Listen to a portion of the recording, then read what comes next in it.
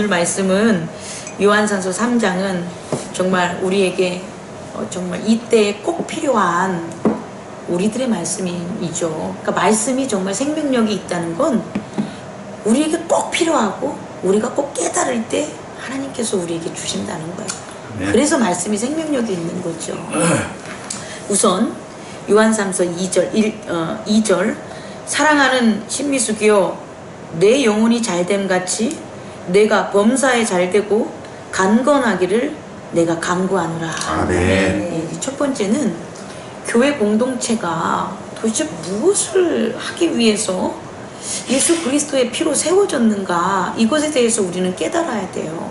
그러니까 말씀을 막연하게 깨달는 게 아니라 우리가 사업을 하고 하루하루 살아가고 하루하루 가정에 있는 식구들과 하루의 시간을 공유하는 것처럼 말씀의 세밀함과 말씀의 여러 가지 다양한 은혜들을 우리는 스스로 나가서 경험을 해야 된다는 거죠.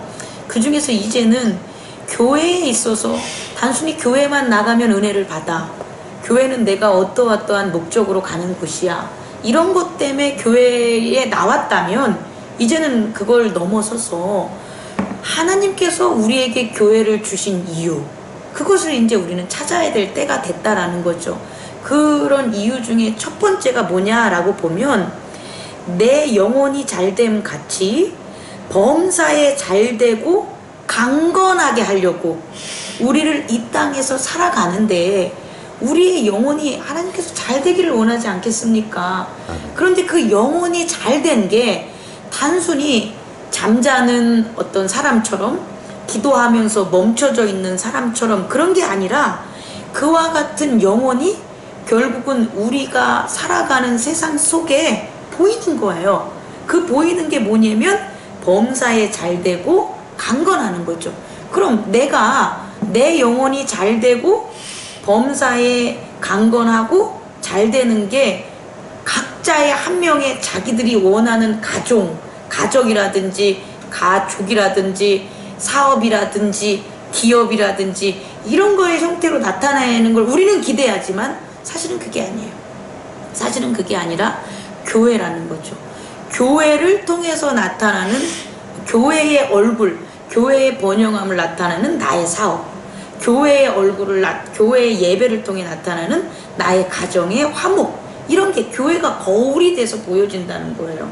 이것은 그냥 정해 놓으신 거예요. 왜냐하면 이건 예수님만 교회를 세운 게 아니라 하나님의 법칙이에요. 예수님이 오시기 전에 구약 시대에 있어서는 아브라함의 제단을 통해서 분명히 그걸 보여줬고, 모세 때에는 뭘 통해서 하면 모세의 성막을 통해서 그 백성들의 개인의 삶, 그들이 이렇게 번영하는 기업의 번영, 이런 게 나타났다는 거죠. 또 다윗의 시대에는 성전을 통해서 그 성전이 결국 개인들이 하나님께로 나아가는 그들의 소원과 그들의 기업에 반영할 수 있는 그런 모습으로 세워난 거죠. 그러면 동일하게 오늘날 우리에게는 그 모습들이 뭐냐? 교회의 모습이라는 거예요. 교회의 모습으로 나타났다는 거죠.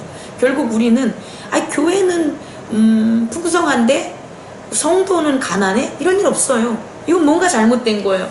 교회가 풍성한 게 거짓이다든지 성도의 가난함이 거짓이다든지, 우리가 지난번에 요한계시록 부흥회 때 나눈 것처럼 너희가 가난하다고 하나 실상 부유하고 너희가 부유하거나 하나 실상 가난하다는 이 지목이 여기에 있는 말씀과 통한다는 거예요. 그러니까 결국은 뭐냐면 교회가 성장하는 건 내가 성장하는 거예요. 내가 진정으로 성장하는 것은 교회의 성장의 모습을 봐야 된다는 거죠. 그렇게 하나님의 영적인 나라가 결국 우리의 눈에 있는 지각의 세계로 펼쳐질 수 있는 것은 뭐냐? 하나님이 선택하고 하나님의 말씀이 선포되고 하나님의 모든 교훈이 설파되는 무엇을 통해서?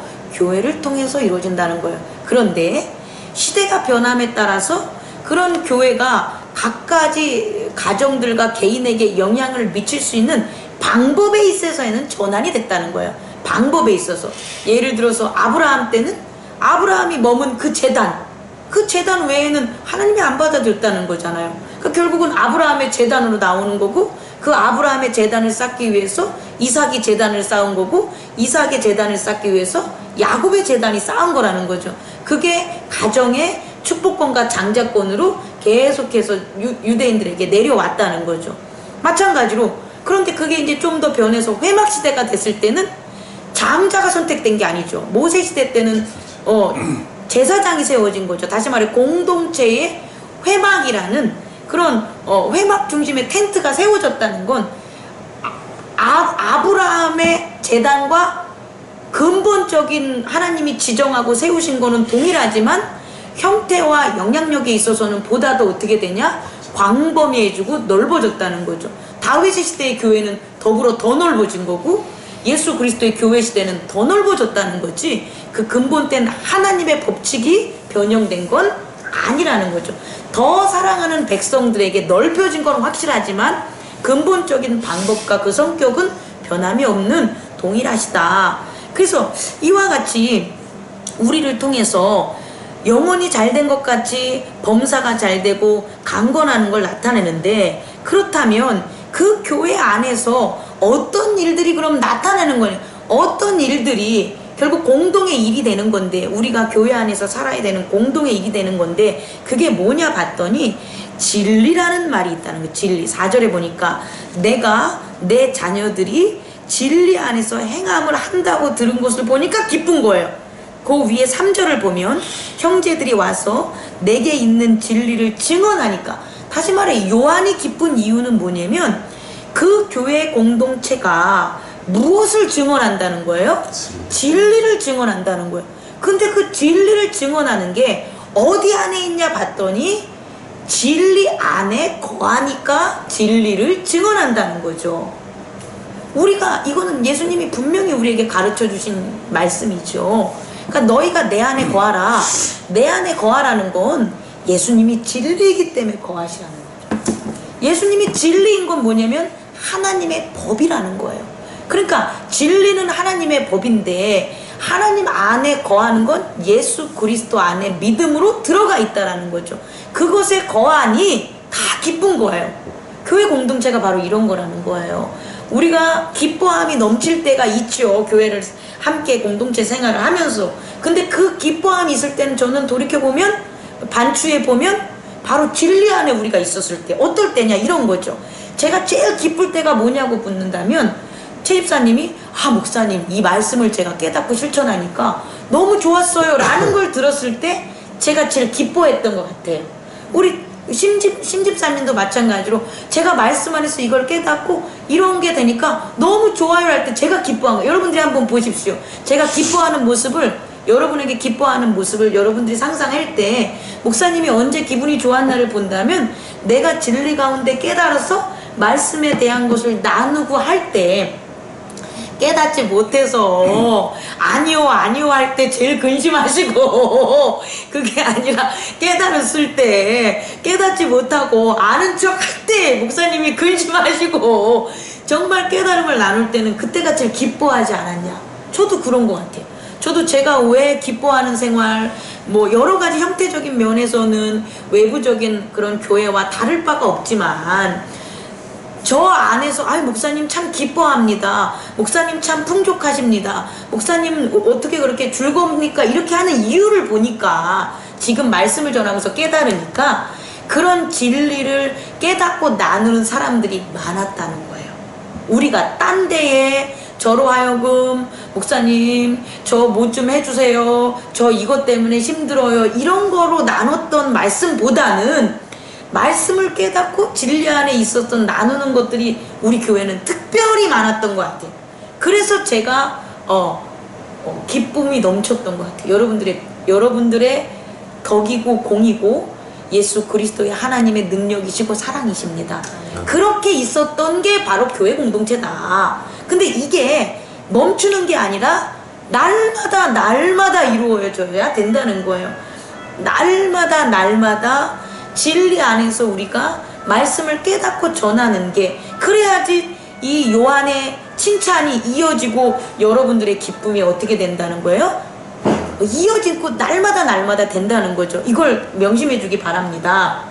그런데 어떤 일이 벌어지냐면 이 세상의 교회가 하나님의 그 공동체가 위치한 교회가 어디에 있냐? 세상에 있다라는 거예요. 그러니까 완성된 곳으로, 완성돼서 계속 유지하는 곳이 아니라 완성을 찾아가는 샘물이 계속해서 넘쳐야만 완성이 진행이 되니까, 반대적인 그런 의미에서 본다면 불완전한 사람들이 어떻게 되는 거예요? 유입된다는 거예요. 교회 공동체에 불완전한 사람들이 유입된 거예요. 야, 이 사람이 불완전해. 이게 우리의 말씀의 초점이 아니라, 교회 공동체에 오시는 분이 당신은 믿음의 연수가 적어, 말씀을 잘 몰라, 그러니까 당신은 불완전한 사람이야 라고 해서 당신은 완전하게 될 때까지 우리는 안 받아줄 거야. 이러이러한 격식과 이러이러한 코스로 당신 훈련 다 받은 다음에 정식 교인이 돼. 이러면 안 된다는 거예요.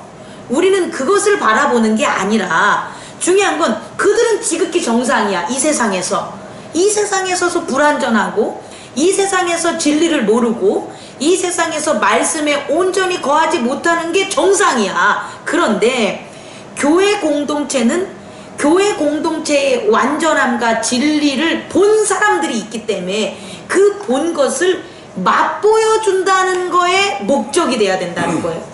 그 사람들이 진리를 못 봤음에 주목하는 게 아니라, 우리가 진리를 봤기 때문에 그 진리를 본 것을 이들에게도 나누어야 된다는 것에 주목해야 된다는 거예요. 이거는 아주 차별이 있는 거예요. 뭐에 있어서 동일한 진리지만, 동일한 교회 공동체에 나아갈 바지만 방법이 전혀 다른 거란 말이에요. 하나는 정죄함으로 그들을 차별하는 거고, 하나는 용서함으로 차별이 아니라 은혜를 보여준다는 거기 때문에 전혀 다른 방향과 전혀 다른 결과를 가져온다는 거예요. 그런데 이것을 인식하지 못하면 어떻게, 목회자가 제일 처음이겠죠. 맨 처음에 목회자가 인식하지 못하면 절대 이런 진리의 세계는 나타나지 않고, 목회자만 인식하면 안 돼요. 목회자만 인식했을 땐 목회자 혼자면 됐지. 그런데 성도 1명, 2명이 늘었어. 그럼 이 성도 1명, 2명도 동일하게 목회자와 마찬가지로 이 관점으로 교회를 이끌어가야 되는 거예요. 근데 이 두 분이 안 해. 안 할 때 제가 힘드는 거예요. 그리고 더불어 새로 오신 분들도 뭐 하는 거예요? 힘든 거예요. 차라리 나처럼 모르기라도 하면 좋지. 차라리 나처럼 그냥 구분해줘. 나 교회 처음 나오니까 처음 나온 사람으로만 대해주고, 처음 나온 사람들이 받아갈 거만 받아가게 해. 이러면 상관이 없는데, 교회라는 곳이 은혜가 천차만별하는 거예요. 그러니까 여기 보면은 막 은혜가 풍성한 척은 많이 하면서 실상 자기에게 왔을 때는 진짜 척이 되는 거예요. 그러니 그 사람은 은혜인데 은혜 받지 못한 사람이 봤을 땐 은혜 받은 척이 되니까 오히려 더 진리 가운데 하나님의 그 말씀이 선포되는 것이 아니라 유혹과 비난과 시기와 질투 가운데 다툼하고, 그런 것들을 가리려고 또 사단의 관계에 넘어가는 곳으로 바뀔 수 있는 게 바로 뭐다? 교회 공동체라는 거예요. 그래서 첫 번째, 두 번째, 세 번째인데 뭐냐면, 우리는 저가 가는 곳으로 같이 가야 돼요. 제가 가는 곳으로. 다른 말 할 필요가 없어요.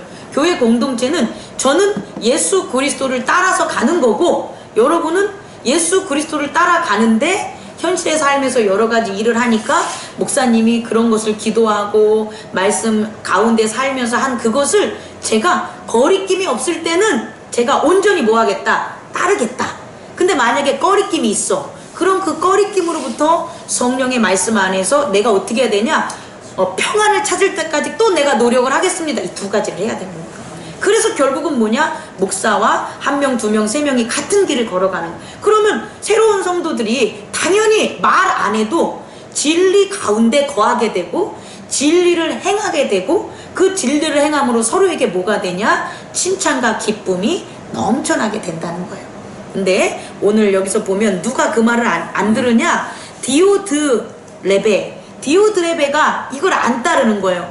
이렇게 해서 너희에게 어떤 사람이 왔는데 그 사람에게 6절 합당하게, 하나님께 합당하게 그들을 전송하면 좋겠어. 그들을 전송하면 좋겠다는 게 뭐냐면, 그들에게 뭐냐? 나 요한은 선을 행해서 그들에게 선함을 갖다 베푸는 사랑을 전했으면 좋겠어 라고 했는데, 누가 안 들은 거예요? 디오드레베가 안 들은 거예요. 그럼 디오드레베는 이 요한의 교회 공동체에 없었던 사람이냐? 아니에요. 교회 공동체에 분명히 있었던 사람인데 자기의 생각과 자기의 가치관에 따르니까 아닌 거야. 왜 내가 우리에게 뭐 도움을 주는 것도 아니고 우리를 희생을 시키게 하고 우리는 이런 길을 걸었는데 그런 사람들에게는 그들에게는 그런 거를 요구하지 않으면서 왜 더 사랑으로 그들을 전송하게 하냐고 뭐 하는 거예요? 반대 의견을 낸 거예요. 이게 디오드레베가. 근데 요한이 말할 땐 그렇게 하라, 그렇게 하지 말라, 그렇게 하지 말라. 만약에 우리가 교회 공동체가 세상 일을 하는 거면 세상처럼 효율적으로 해야죠. 세상처럼 이익을 따져야 되겠죠. 세상처럼 짐을 동등하게 분배해서 그 짐을 동등하게 지고 걸어 나가야 되겠죠. 그게 교회의 규칙이 되고 교회의 내규가 되겠죠. 근데 그렇게 하는 건 진리가 아니다. 왜? 내가 너희들에게 그렇게 하지 않았다는 거예요. 예수 그리스도의 십자가와 부활이 우리에게 그렇게 하지 않았다는 거예요. 근데 왜 너희들은 예수 그리스도의 십자가와 부활이 하지 않았던 것을 너희들의 효율성과 너희들의 생각으로 만들어 놓냐? 그걸 바로 요한이 지적하는 거예요. 그러니까 그렇게 하지 말라. 11절 사랑하는 자여 악한 것을 본받지 말고 선한 것을 본받아라. 선을 행하는 자는 하나님에 속하였지만 악을 행하는 자는 하나님을 보지 못한다. 그러니까 누구? 12절 데메드리오는 무사람에게도 진리에게도 증거를 받았음에 우리도 증언하노라. 다시 말해서 데메드리오의 얘기를 들으라는 거예요.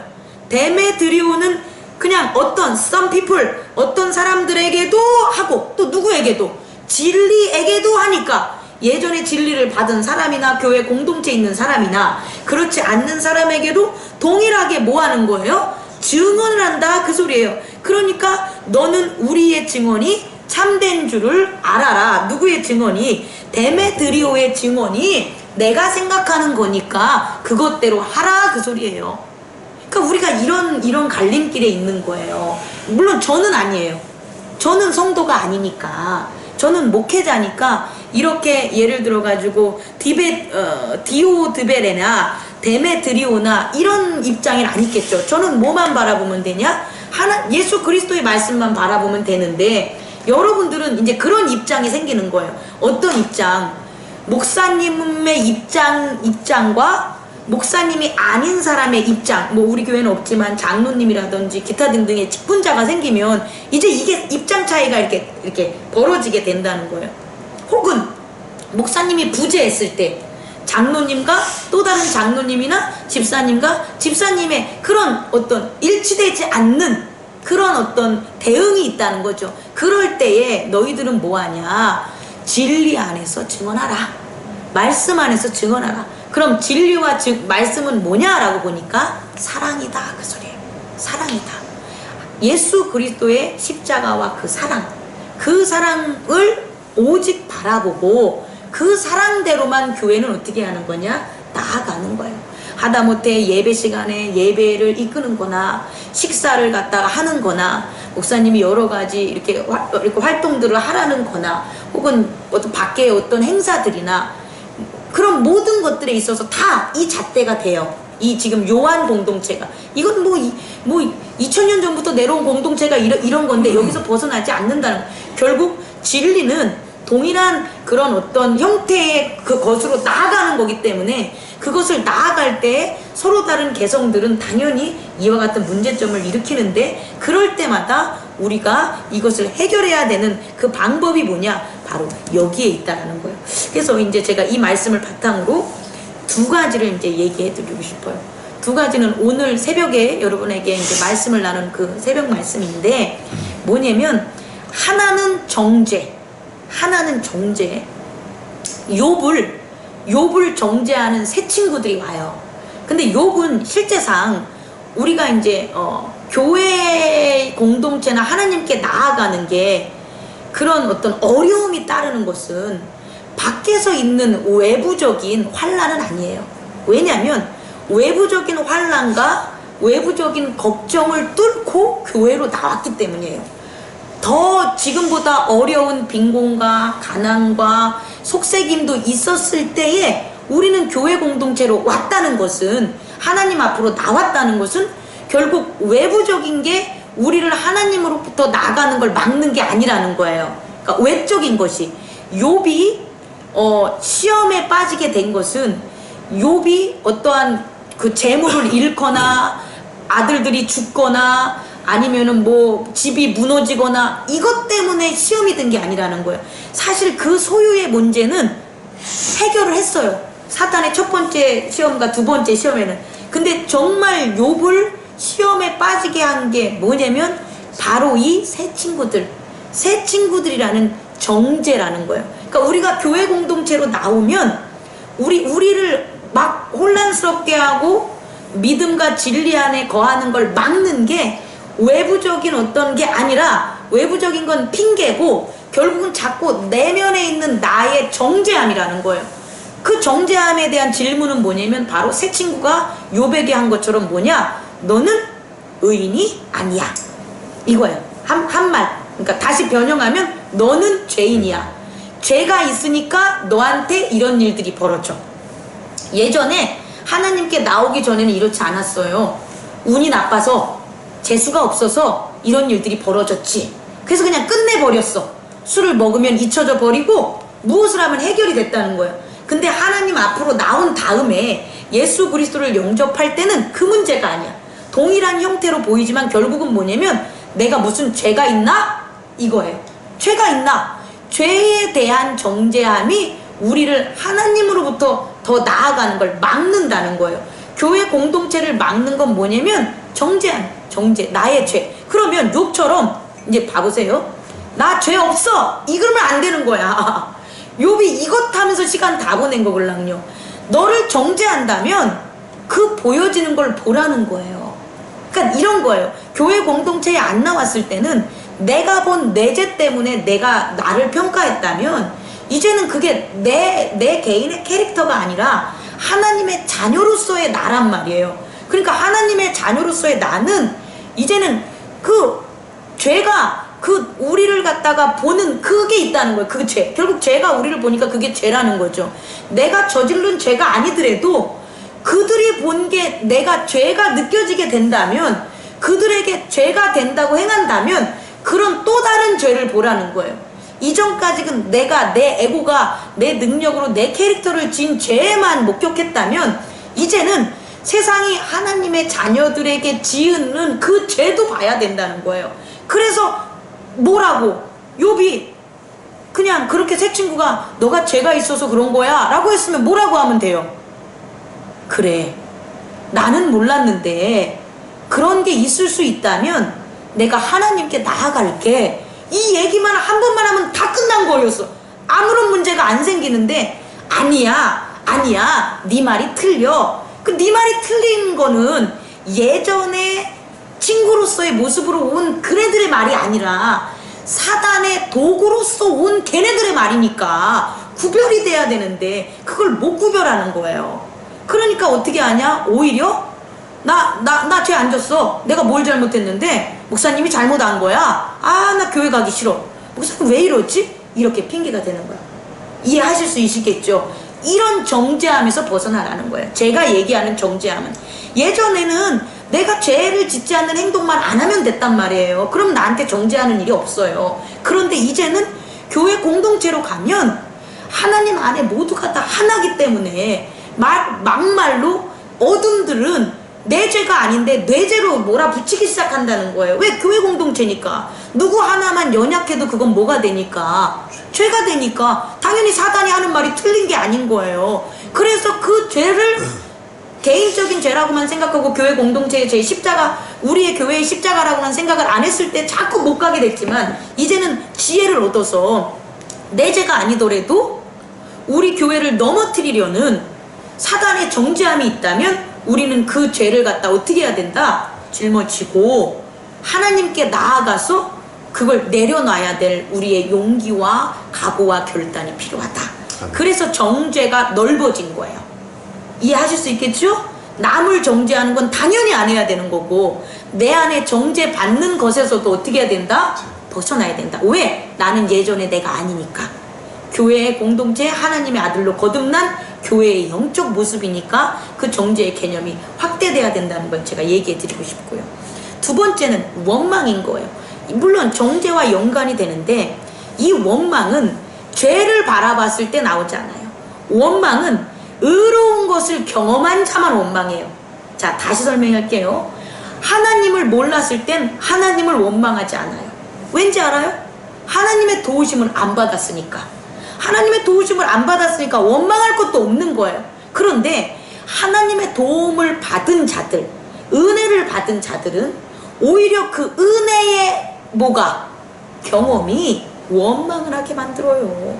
그러니까 의인 받은 자가, 교회가 은혜 받지 못하는 것은 죄 가운데 거하기 때문에 은혜 받지 못하는 게 아니라 원망하기 때문에 은혜 받지 못하는 거예요. 다시 말해 예전에 받은 은혜, 그 은혜를 자꾸 비교해가지고 내가 점점 죄에 대한 공격을 더 받아서 나의 믿음이 그대로 머물러가지고 약해진 건 생각을 안 하고 오히려 하나님이 은혜를 덜 줬다고 생각을 하는 거예요. 그래서 원망하는 거예요. 아, 예전에는 이것도 해주시고 이것도 해주셨는데 왜 이건 안 해주세요? 라는 게 있는 거예요. 마음속에 표현 안 할 뿐이지. 그러니까 원망하는 거예요. 아, 이 사람에게는, 그러니까 예전에는 교회 공동체에 장미숙 집사님에게 주는 은혜를 못 봤단 말이에요. 못 보고 그냥 이분의 그냥 노력과 캐릭터로 저렇게 사는 거지. 아예 관심도 없었어. 근데 교회 안으로 나오니까, 말씀 안으로 나오니까 이분이 은혜 받는 게 보이는 거예요. 보니까 원망한다고. 왜 나는 이 사람보다 뭘 못했냐는 거예요. 나도 11조 내고 나도 교회 봉사하는데 왜 하나님 나한테는 이걸 안 해주는 거예요. 이렇게 나는 원망의 형태로 나타난다는 거죠. 근데 그것은 너가 아까 동일하게 너의 캐릭터, 죄사함 받을 때 너의 개인적인 캐릭터, 에고의 모습이 아니라 교회 공동체에 나왔을 때 너의 위치라는 거예요. 너의 역할이라는 거예요. 예전엔 다 똑같았다니까. 예배 빠지고 뭐 예를 들어가지고 자기 일 하느라고 그게 먼저였고 또 내 방식대로 하나님을 섬기는 예배 뭐 헌물 헌금 다 이런 것들이 내 방식대로 했을 때는 상관이 없는데 교회 안으로 왔을 때는 하나님은 여러분 각자에게 여러분은 모르고 있지만 혹은 알고 있는 가장 귀한 것으로 여러분을 기둥 세우려고 그러는 거예요. 그러니까 저도 모르는 거예요. 여러분을 어떤 기둥으로 교회에 세울진 저도 모르는 거예요. 그러니까 교회 안에 오면 그 기둥이 그 하나님이 여러분을 대하는 뭐가 되는 거냐면 이끄는 가이드가 되는 거예요. 그러니까 예전의 모습으로 보이는 그 모습대로만 한다면 은혜 못 받는 거죠. 원망하는 거죠. 왜 나한테 그런 짐을 주고 왜 내가 그걸 해야 되고 이렇게 서로를 비교하면서 비난하면서 오히려 나는 하나님께 뭐가 되는 거예요? 원망을 하게 되는 거예요. 여기서 벗어나야 된다는 거예요. 여기서 벗어나는 게 바로 뭐냐? 오늘 욥의 고백처럼 쭉 오늘 욥기를 보면 하나님이 왜 이런 교회 공동체를 주냐는 거에 대한 그 원래의 목적을 잊지 말라는 거예요. 그 교회 공동체를 주는 건 나를 뭐 하기 위해서? 정금같이. 나를 정금같이 만들겠다는 거예요. 나를 순수한 가장 가치 있는 이 세상에서 가장 빛나는 가장 영광된 하나님의 정금으로 만들어 놓겠다는 거예요. 그거밖에 없어요. 그렇게 하기 위해서 그렇게 정금으로 만드는 과정에 두 가지 형태의 하나는 정죄함이라는 걸 극복해야 되고 하나는 원망하는 것을 극복해야 되는 거죠. 원망하게 만든 내가 나 스스로 의인이라고 했다는 것, 나 스스로 의롭게 여겼던 게 뭐냐는 것을 발견하는 것, 그리고 나 스스로를 자꾸 남을 정죄하게 만들었던 그 죄의 기준, 그 죄, 버리지 못한 그 정죄함이 뭐냐, 이 두 가지를 모두가 다 하나님 그 욥이 나중에 깨닫지만 뭐냐면 그 불못, 그 하나님의 불못, 그 이글이글 따는 그 불못에 뭐 해야 되냐? 던져야 돼. 나의 정죄함과 나의 원망함을 던짐으로 내가 뭐 하게 되는 거예요? 순금이 되리라. 내가 순금처럼 빛나리라. 그래서 교회에 오면 금덩어리들이 있는 거야. 세상에서 봤을 때 금덩어리들만 있는 거야. 그러니 얼마나 좋겠습니까? 그러니 초대교회에 얼마나 많은 기적이 일어나고 얼마나 많은 능력이 행사되고 얼마나 많은 사람들이 부르지 않아도 하나님으로 나와 그의 백성이 됐겠다는 거예요. 정금들이 있으니까 우리 모두가 정금들이 됐을 때 그런 일들이 벌어지는 거죠. 다시 마지막으로 여러분에게 또 우리 신미숙 집사님에게 특별히 간절히 간구합니다. 돌덩이 되지 맙시다. 아멘. 교회에 갔더니 돌들만 많아. 이 소리 들으면 안 돼요. 그들 뭐 했을까? 에라 싸움하는 데나 써야 되겠다. 집어 던지는 돌들로 사용되는 교회를 우리 그런 교회 세우지 맙시다. 그러려면 예수 그리스도처럼 예루살렘을 모두 다 뭐 합시다? 무너뜨립시다. 다 무너뜨립시다. 단 이제 우리가 그렇게 하지 말고 어떻게 해? 교회가 금덩이가 되는, 내가 정금이 돼서 교회가 정금으로 솔로몬의 성전보다 훨씬 예수 그리스도의 신령과 진정으로 세워진 그 예수 그리스도의 보혈의 피로 세워진 그런 교회 공동체를 만듭시다. 마지막으로 심집사님이 까먹었겠지만 심집사님이 오셨을 때 제가 좀 일찍 얘기했지만 동서남북 심집사님의 기둥에 대해서 제가 기도도 많이 했고 북쪽의 기둥인지 서쪽의 기둥인지 동쪽의 기둥인지 남쪽의 기둥인지 제가 기도를 안 해가지고 끊겨가지고 까먹었지만 기억나는 건 그 기둥 중에 하나가 심집사님이었다는 게 다시금 생각이 납니다. 우리 그런 기둥이 각자가 다 되는 저와 여러분들이 되기를 원합니다. 기도하겠습니다.